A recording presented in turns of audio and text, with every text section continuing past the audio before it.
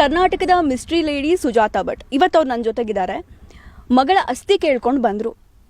ಪ್ರತಿಯೊಬ್ಬರಿಗೂ ಆಸ್ತಿ ಅಂದರೆ ಅವರ ಮರ್ಯಾದೆ. ಆದರೆ ಅವರಿವತ್ತು ಮಗಳ ಆಸ್ತಿ ಕೇಳ್ಕೊಂಡು ಬಂದಮೇಲೆ ಅವರ ಮರ್ಯಾದೆನೇ ದೊಡ್ಡ ಪ್ರಶ್ನೆ ಆಗಿಬಿಟ್ಟಿದೆ.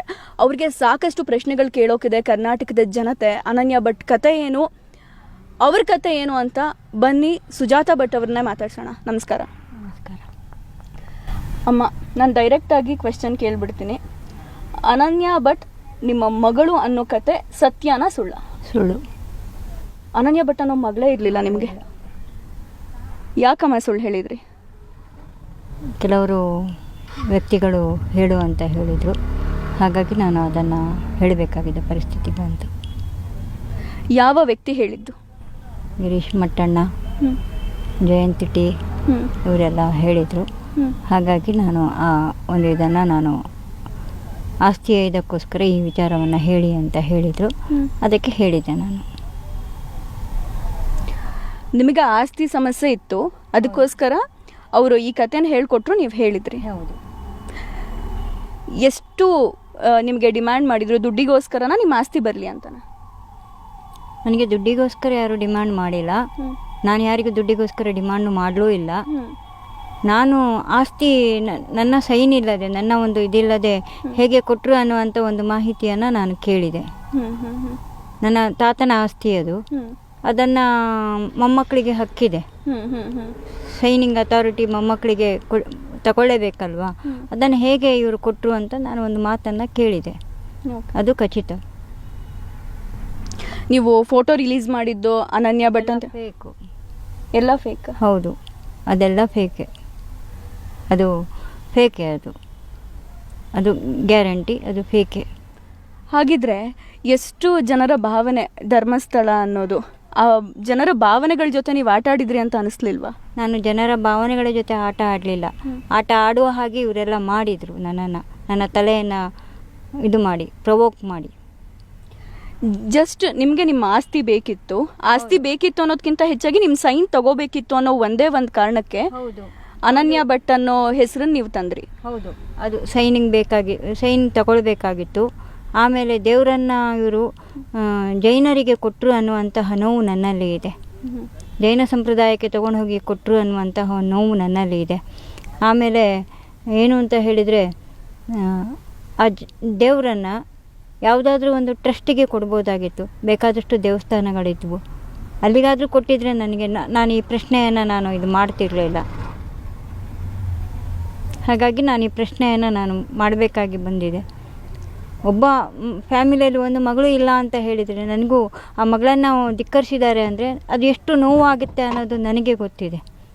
ಒಂದು ಮಗಳೇ ಇಲ್ಲ ಅಂತ ಹೇಳಿ ಇವರು, ಹಾಗಾದರೆ ಆಸ್ತಿ ಇವರೆಲ್ಲ ಸೈನ್ ಹಾಕಬೇಕಾಗಿದ್ರೆ ನನ್ನ ಡೆತ್ ಸರ್ಟಿಫಿಕೇಟ್ ಕೊಟ್ಟಿರಬೇಕಲ್ವಾ, ನಾನು ಕೇಳಬೇಕಲ್ವಾ. ನನಗೆ ಈ ಮಗಳೇ ಇಲ್ಲ ಅಂತ ಹೇಳಿ ಒಂದು ಡೆತ್ ಸರ್ಟಿಫಿಕೇಟ್ ಕೊಡಬೇಕಲ್ವಾ? ಯಾಕೆ ಕೊಡಲಿಲ್ಲ? ನಾನು ಕೇಳಬೇಕಲ್ವಾ. ನೀವು ಕಾನೂನು ಮುಖಾಂತರ ಕೇಳ್ಬೋದಿತ್ತು, ಮತ್ತೊಂದು ನೀವು ಕೂತು ಮಾತಾಡ್ಕೋಬೋದಿತ್ತು. ಅದ್ಬಿಟ್ಟು ಧರ್ಮಸ್ಥಳದ ಜನರ ಭಾವನೆಗೆ ಧಕ್ಕೆ ತಂದಿದ್ದು ಎಷ್ಟು ಮಟ್ಟಿಗೆ ಸರಿ ಅಮ್ಮ? ನಾನು ಧರ್ಮಸ್ಥಳದ ಜನರ ಭಾವನೆಗೆ ನಾನು ಧಕ್ಕೆ ತಂದಿಲ್ಲ.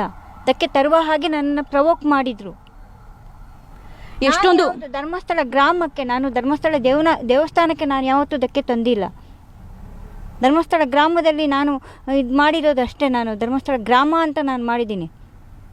ಧರ್ಮಸ್ಥಳ ದೇವರಿಗೆ ಆಗಿರಲಿ ಅಥವಾ ನಾನು ವೀರೇಂದ್ರ ಹೆಗ್ಡೆ ಅಥವಾ ಯಾರಿಗೂ ನಾನು ಧಕ್ಕೆ ತಂದಿಲ್ಲ. ನಾನು ಎಲ್ಲೂ ಅವರನ್ನು ಬೆಟ್ಟು ಮಾಡಿ ತೋರಿಸಲಿಲ್ಲ. ನಾನು ಕೇಳ್ತಾ ಇರೋದು ನನ್ನ ಮನೆಯ ದೇವರನ್ನು, ನನ್ನ ತಾತನ ದೇವರನ್ನು ಇವರು ಯಾಕೆ ಹೇಗೆ ಇದು ಮಾಡಿದರು ಅನ್ನೋದು ಒಂದೇ. ನನ್ನ ಫ್ಯಾಮಿಲಿಯವರು ಯಾಕೆ ಕೊಟ್ಟರು ಅನ್ನೋದೇ ನನಗೆ ಒಂದು ಪ್ರಶ್ನೆ ಅಷ್ಟೇ. ನಾನು ಅವರನ್ನು ನಾನು ಪ್ರಶ್ನೆ ಮಾಡ್ತಾ ಇದ್ದೀನಿ ಬಿಟ್ಟು ಧರ್ಮಸ್ಥಳದ ಹೆಸರನ್ನು ನಾನು ಎಲ್ಲೂ ಧಕ್ಕೆ ತಂದಿಲ್ಲ. ನಾನು ಧಕ್ಕೆ ತಂದೇ ಇಲ್ಲ. ಯಾಕೆ ಧಕ್ಕೆ ತಂದ್ರಿ ಅನ್ನುವಂಥ ಮಾತು ಬಂತು ಅಂತಂದರೆ, ಈಗ ನೀವು ದೇವರನ್ನು ಅಂದರೆ ನಿಮ್ಮ ಫ್ಯಾಮಿಲಿಯವರು ದೇವರನ್ನು ಧರ್ಮಸ್ಥಳಕ್ಕೆ ಕೊಟ್ಟರು, ಅದು ನಿಮ್ಮ ಕುಟುಂಬದ ಡಿಸಿಷನ್ ಆಗಿತ್ತು. ಅದು ಬಿಟ್ಟು ನೀವು ಅನನ್ಯ ಭಟ್ ಕತೆ ಇರ್ಬೋದು, ನನ್ನ ಮಗಳು ಮೆಡಿಕಲ್ ಕಾಲೇಜ್ ಓದ್ತಾ ಇದ್ಲು, ಈ ಆಸ್ತಿಗೋಸ್ಕರ ನಾನು ಅನನ್ಯ ಭಟ್ ಕಥೆಯನ್ನು ನಾನು ಕಟ್ಟಿದ್ದೀನಿ. ಹೌದು, ಈ ಆಸ್ತಿಗೋಸ್ಕರ. ಯಾಕೆ ನನ್ನನ್ನು ಇದರಿಂದ ನೀವು ಇದು ಮಾಡಿದ್ರಿ? ಹುಡುಕ್ಬೋದಾಗಿತ್ತಲ್ವಾ? ಇಲ್ಲ, ನಮಗೆ ಹೀಗಿದ್ದಾರೆ, ಅವ್ರ ಹತ್ರನೂ ನಾವು ತೊಗೊಳ್ಬೇಕನ್ನುವಂಥದ್ದು ಒಂದು ಇದಿತ್ತಲ್ವ. ಅವರು ಪ್ರಶ್ನೆ ಮಾಡ್ಬೋದಾಗಿತ್ತಲ್ಲ, ಯಾರು ತೊಗೊಂಡಿದ್ದಾರೆ, ಯಾರು ದೇವಸ್ಥಾನಕ್ಕೆ ದಾನ ಅಂತ ತೊಗೊಂಡಿದ್ದಾರೆ, ಅವರು ಒಂದು ಇದನ್ನು ವಂಶವೃಕ್ಷ ಕೊಡಿ ಅಂತ ಕೇಳ್ಬೋದಾಗಿತ್ತಲ್ವ. ಓಕೆ. ಅದು ತಪ್ಪಲ್ವಾ? ತಪ್ಪು ತಾನೆ?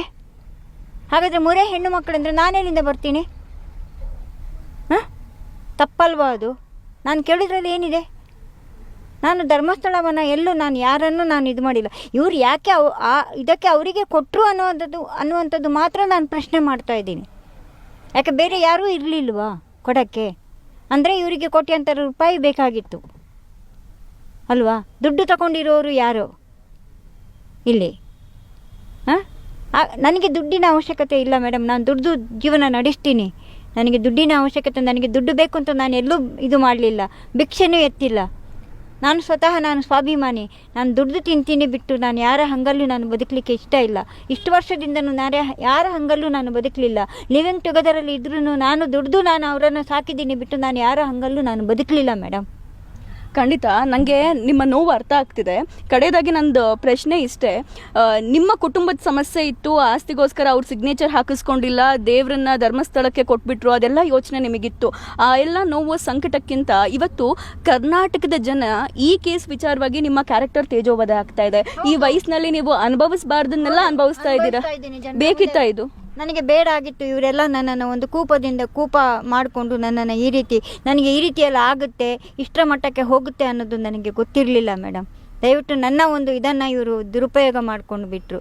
ಈ ಲೆವೆಲಿಗೆ ಹೋಗುತ್ತೆ, ಈ ಲೆವೆಲ್ ಮಾಡ್ತಾರೆ ಅನ್ನುವಂಥದ್ದು ನನಗೆ ಗೊತ್ತಿರಲಿಲ್ಲ ಮೇಡಮ್. ದಯವಿಟ್ಟು ನನಗೆ ಗೊತ್ತಿಲ್ಲ ಈ ಲೆವೆಲಲ್ಲಿ, ಇಷ್ಟೊಂದು ದೊಡ್ಡ ಲೆವೆಲಲ್ಲಿ ಈ ರೀತಿ ಆಗುತ್ತೆ. ಆಮೇಲೆ ನಾನು ಯಾವುದಾದ್ರೂ ಆಯಿತು ಇದನ್ನು ಮಾಡಿದ್ದೀನಿ, ಆಯಿತು, ನಾನು ಕೇಳಿರುವ ಒಂದು ಉದ್ದೇಶನೇ ಬೇರೆ ಆಗಿತ್ತು. ಆದರೆ ನನ್ನನ್ನು ಇನ್ವೆಸ್ಟಿಗೇಟ್ ಮಾಡಿ ನನ್ನ ತೇಜೋವಧೆ ಮಾಡುವಂಥವ್ರು ಯಾರು ಸರ್? ಇವರು ಎಲ್ಲಿ ಇಡಬೇಕು ಅಲ್ಲಿ ಇರಬೇಕಾಗಿತ್ತು. ಇಲ್ಲಿ ನನ್ನನ್ನು ಒಂದು ಮಾತು ಕೇಳ್ಬೋದಾಗಿತ್ತಲ್ವ? ಯಾಕೆ ಕೇಳಿಲ್ಲ? ತೇಜೋವಧೆ ಯಾಕೆ ಮಾಡಬೇಕು? ಒಂದು ವಯಸ್ಸಾದವರನ್ನು ತೇಜೋವಧೆ ಮಾಡೋದು ಈ ವಯಸ್ಸಿನಲ್ಲಿ ಅವರಿಗೆಷ್ಟು ಸಮಂಜಸ? ನಿಮ್ಮ ವಯಸ್ಸು ಅದೆಲ್ಲದೂ ಒಂದ್ ಕಡೆ ಆದ್ರೆ ಅಮ್ಮ, ಇಲ್ಲಿ ಕರ್ನಾಟಕದ ಜನರಿಗೆ ಏನ್ ಮ್ಯಾಟರ್ ಆಗುತ್ತೆ ಅನ್ನೋದಿದ್ರೆ, ನೀವು ಅನನ್ಯ ಭಟ್ ಕತೆ ಹೇಳಿದಾಗ ಇಡೀ ಕರ್ನಾಟಕದ ಜನತೆ ಅನ್ಕೊಳ್ತು ನನ್ನ ಮನೆ ಮಗಳಿಗೆ ಆಗಿದ್ದ ಅಂತ. ಬಟ್ ಅದು ಸುಳ್ಳು ಅಂತ ಗೊತ್ತಾದಾಗ ಅವರ ಭಾವನೆಗಳಿಗೆ ಧಕ್ಕೆ ಬರೋದಿದೆ ಅಲ್ವಾ? ನೀವೆಂತ ನೋವಲ್ಲಿದ್ದೀರಾ, ಅದನ್ನ ಆ ಸುಳ್ಳನ್ನ ನಂಬಿದವರು ಅಷ್ಟೇ ನೋವಲ್ಲಿದ್ದಾರೆ. ಹಾಗಾಗಿ ನೀವಿವತ್ತು ಕರ್ನಾಟಕದ ಜನತೆಗೆ ಕ್ಷಮೆ ಕೇಳಬೇಕು, ಧರ್ಮಸ್ಥಳದ ಭಕ್ತಾದಿಗಳಿಗೆ ಕ್ಷಮೆ ಕೇಳಬೇಕು. ಯಾಕಂದ್ರೆ ಒಂದ್ ಕ್ಷಣ ಅನಿಸ್ತು, ಅಯ್ಯೋ ದೇವಸ್ಥಾನಕ್ಕೆ ಬಂದಿರೋ ಮೆಡಿಕಲ್ ಕಾಲೇಜ್ ಓದ್ತಿರೋ ಹುಡುಗಿಗೆ ಈ ರೀತಿ ಆಗ್ಬಿಡ್ತಲ್ಲ ಅಂತ ಇಡೀ ಕರ್ನಾಟಕ ಅನುಕಂಪ ತೋರಿಸ್ಬಿಡ್ತಲ್ಲಮ್ಮ. ಹೌದು, ನಾನು ಅದಕ್ಕೋಸ್ಕರ ನಾನು ಸಮಗ್ರ ಜನತೆಗೆ, ದೇಶದ ಜನತೆಗೆ, ಕರ್ನಾಟಕ ಜನತೆಗೆ ನನ್ನಿಂದ ತಪ್ಪಾಗಿದೆ, ನನ್ನಿಂದ ನಾನು ಕ್ಷಮೆ ಕೋರ್ತೀನಿ. ಅಷ್ಟೇ ನನ್ನ ಒಂದು ಇದು, ಅಷ್ಟೇ. ದಯವಿಟ್ಟು ನಾನು ಧರ್ಮಸ್ಥಳದ ಒಂದು ಇದಕ್ಕೂ ನಾನು ಕ್ಷಮೆಯನ್ನು ಕೋರ್ತೀನಿ. ಇಲ್ಲಿಗೆ ನನ್ನನ್ನು ಮುಕ್ತಿಗೊಳಿಸಿ ಸಾಕು. ನನ್ನ ಜೀವನ ನಾನು ರೂಢಿಸ್ಕೊಂಡು ಹೋಗ್ತೀನಿ, ಅಷ್ಟೇ ಸಾಕು. ದಯವಿಟ್ಟು ಕ್ಷಮಿಸಿ ಅನ್ನುವಂಥದ್ದನ್ನು ನಾನು ಕೇಳ್ತಾ ಇದ್ದೀನಿ. ಅಮ್ಮ, ಅವರು ಈಗ ಹೇಳಿದ್ರಿ ನೀವು, ಅವರು ಬಂದು ನಮಗೆ ಒತ್ತಾಯಪೂರ್ವಕವಾಗಿ ಈಗ ಹೇಳಿಸಿದ್ರು ಅಂತ. ಹೌದು, ನಿಜವಾಗ್ಲೂ ಹೇಳಿಸಿದ್ರ? ಹೌದು, ಹೇಳಿಸಿದ್ರು. ನನಗೆ ಈ ರೀತಿಯಲ್ಲಿ ಆಗುತ್ತೆ ಅನ್ನೋದು, ನನಗೆ ಈ ಪ್ರಪಕಂಡ ಆಗ್ತದೆ ಅನ್ನೋದು ನನಗೆ ಗೊತ್ತಿಲ್ಲ. ಇಷ್ಟೊಂದು ದೊಡ್ಡ ಒಂದು ಇದಾಗುತ್ತೆ ಅನ್ನೋದು ನನಗೆ ಗೊತ್ತಿಲ್ಲ. ಹಾಗಾದ್ರೆ ಈ ನೀವು ಹೇಳಿದ್ರೆ ಗಿರೀಶ್ ಮಟ್ಟಣ್ಣನವರೆಲ್ಲ ಬಂದು ನನ್ನನ್ನ, ಹೌದು, ನನಗೆ ಗೊತ್ತಿಲ್ಲ ಈ ಮಟ್ಟಕ್ಕೆ ಆಗುತ್ತೆ ಅನ್ನೋದು ನನಗೆ ಗೊತ್ತಿಲ್ಲ. ಯಾವಾಗ ನಿಮ್ಮನ್ನು ಮೀಟ್ ಆಗಿದೆ? ಯಾವಾಗ ಅವರು ಮೀಟ್ ಆಗಿದ್ದು ಹೈಕರುನಾಡು ಇದು ಬಂದ ಮೇಲೆ 1 ತಿಂಗಳ 2 ತಿಂಗಳಾದ್ಮೇಲೆ ನನ್ನನ್ನು ಮೀಟ್ ಆಗಿದ್ರು. ಒಬ್ಬರೇ ಮೀಟ್ ಆದ್ರ?